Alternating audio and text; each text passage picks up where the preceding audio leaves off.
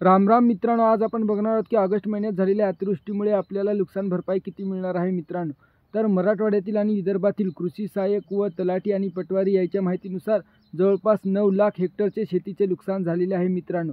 तर आता शासनाच्या नवीन नियमानुसार 30 मे 2025 यापासून शासनाने GR बदललेला आहे मित्रांनो. शेती नुकसान भरपाईचा आता आपल्याला 2 हेक्टरीचीच मर्यादा राहील जास्तीत जास्त, आणि हेक्टरी 8,500 रुपये कोरडवाहू पिकासाठी आणि बागायती पिकासाठी 17,000 रुपये हेक्टरी व बहुवार्षिक पिकासाठी 22,500 रुपये हेक्टरी अशी मदत मिळणार आहे. आणि त्याची मर्यादा 2च हेक्टरपुरती राहील मित्रांनो. पूर्वी त्याची मर्यादा वाढवली होती, 3 हेक्टरपर्यंत नेलती आणि जवळपास कोरडवाहू पिकासाठी आपल्याला हेक्टरी 13,000 रुपयाचं असं नुकसान मिळायचं. आणि आता यावर्षी हे जे काय आपल्याला हेक्टरी 8,500 रुपये मिळणार आहे ते सरसकटसुद्धा नाहीत मित्रांनो. जे आपल्या टक्केवारीवर आपल्याला अवलंबून आहे की आपलं किती नुकसान झालं आणि त्याच्यावरच आपल्याला ते मिळतात. म्हणजे यावर्षी आपल्याला नुकसान भरपाई अशी भीक दिल्यासारखीच मिळेल.